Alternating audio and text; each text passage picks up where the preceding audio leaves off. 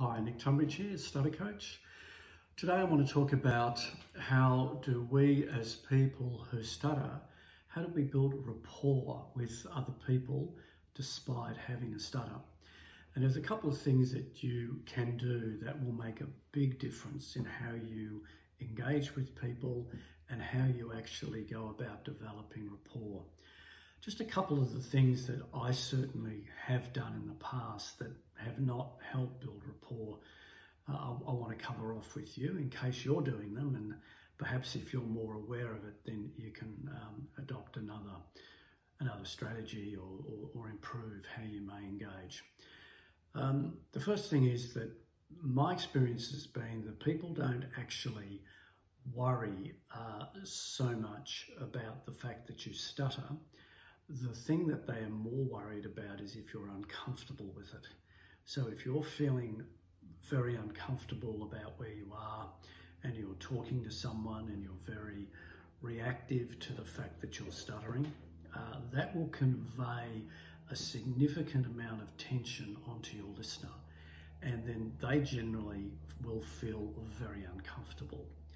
If, on the other hand, that you can demonstrate to them, even by non-verbal means, such as smiling and body language and so forth, that you are actually comfortable, despite the fact that you're stuttering, and that you're happy to be there and happy to be having that conversation with them, that goes a long way to improving that experience for the person you're having the conversation with, and is much more likely to enable you to develop rapport with them. Such things as the non-verbal cues, which are really important, are eye contact. Maintain eye contact with someone, even if you are stuttering, if you're having a block or whatever. I know that we involuntarily close our eyes, and that's okay, but maintain eye contact as much as you can. Also smile. Remember, that they're picking those non-verbal cues up. I think non-verbal communication is something like 30 to 40% of the communication experience. So make sure that you're conveying non-verbally that you're happy to be with them and that you're enjoying the conversation. Disclosure can also help if you're feeling really like you're highly susceptible to stuttering on the day. Sometimes it can just help as a bit of an icebreaker. Say, look, I'm a person who stutters. I'm going to be using my techniques and slowing down a bit through this conversation, but I'm really keen to talk to you and I want to hear more about what you're doing or whatever it is. And then move on. As I've said in earlier videos, you don't want to make it a distraction. You just state it and move on and enjoy the conversation. A couple of things I used to do in a social situation, particularly, and there's a conversation going on, I used to always feel that I had a very specific window of opportunity to speak, which was entirely based on what I could say fluently.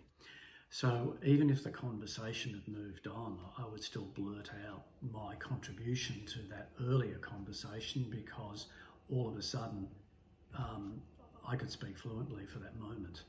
And it really didn't do me any service, and it broke rapport down. So it's better if you're in a conversation and you might be feeling that you haven't said much and you want to say something or make a contribution, then just when it's appropriate, just start speaking slowly into the conversation, but make sure that what you're saying is relevant to the conversation and that the conversation hasn't moved on and what you're actually going to contribute is redundant or out of timing.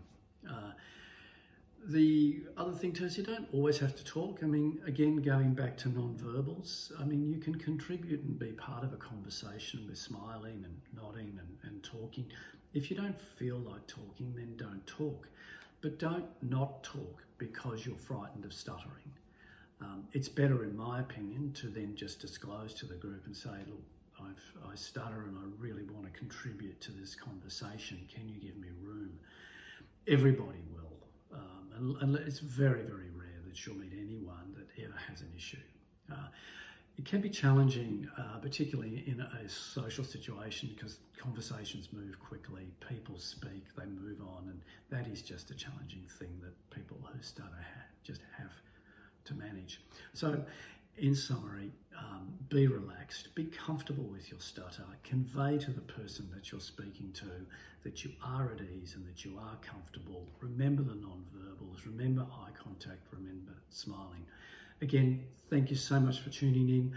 Please leave any comment that you like, and I look forward to talking with you soon. Thank you.